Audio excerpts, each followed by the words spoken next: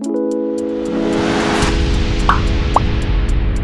stay up to date with everything here at QCA, please subscribe to our channel and feel free to share our efforts and support our cause. Jazakumullahu khairan for watching. Hello all in this COVID era. Hope you're pumping up your diet with citrusy fruits. My name is Afiya Sayed. I'm in the 10th grade and the title of my project is Vitamin C the Light. Before I continue, I would like to thank some special individuals who paved the way to the successful completion of my project. Firstly, I would like to thank my mom for helping me decide on a science fair question and buying the multitude of materials I required. Next, I'd like to give gratitude to Miss Celeste for always being right next to all of her students during science fair season and always. Thank you both for guiding me throughout this process. Common knowledge that fruits will decay if they get exposed to extreme temperatures, heat, the air around us. But what about light? Especially in these dire times, we need a lot of nutrition from such fruits, especially vitamin C, the immunity-boosting vitamin. But what exactly is light's effect on items we consume on a daily basis, such as fruits? Photodegradation can be defined as the decaying of material, such as paints, plastics, artifacts, by its exposure to most types of light.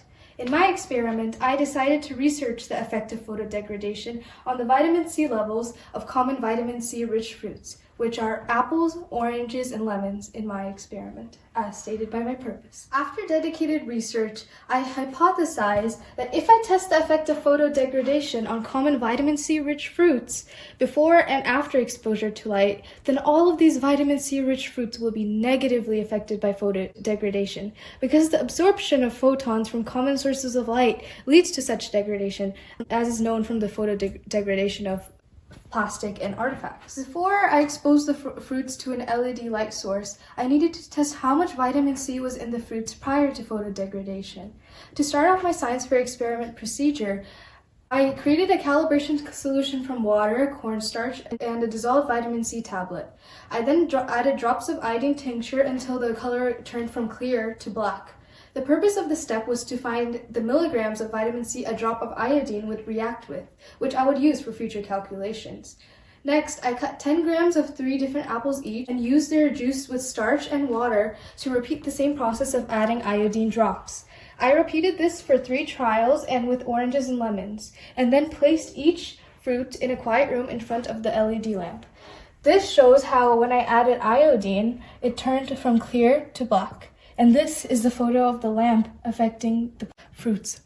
Finally, after 7 days, I tested the vitamin C levels again, but this time the data would be after the exposure to light. All my data shows results for the mass of vitamin C per gram of fruit in milligrams. Throughout my charts and graphs, the 3 trials of each fruit showed similar data. It is important to remember that, as there were more iodine drops, the more vitamin C the fruits had. I took the averages of all trials to compare the fruits with each other, as seen in before exposure, the averages, and after exposure, the averages. When looking at the data denoting vitamin C after exposure, it is clear that the vitamin C levels dropped for all 3 fruits after the 7 days, as the bar graphs became smaller. The final graph of before and after summarizes how the vitamin C levels dropped for all 3 fruits.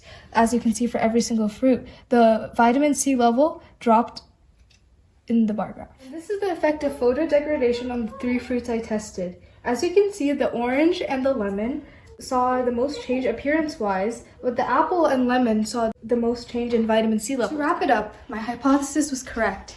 Keeping in mind that I made sure to keep all constants in check, it is safe to say that yes, the vitamin C levels of apples, oranges, and lemons were negatively affected by photodegradation, and this alteration of materials does not only affect plastics and artifacts. However, the main purpose of my experiment was to contribute to the extermination of the coronavirus. It is crucial to seek immunity against the coronavirus, so eating vitamin C-rich fruits is encouraged. To ensure that we are maximally benefiting from this vitamin, we must make sure to keep all factors that could affect the vitamin C of these fruits at bay. Another motive I had for this project was the very little research done on photodegradation outside of its effect on materials. Therefore, I decided to test it on fruits. By combining these two standing ideas, I created an original and relevant experiment. I believe for such a project, there are numerous ways I can further experiment into this topic. For example, I could test different types of light and their varying effects on a fruit, or test the effect of photodegradation on other vitamins and minerals found in fruits. This experiment can be continued by altering any desirable factor, basically. So remember, the fresher the fruit, the more vitamin C. Thank you for listening and have a great day. يا من أجبت دعاء نوح فانتصر وحملته في فلكك المشحون يا من أحال النار حول خليله روحا وريحانا بقولك كن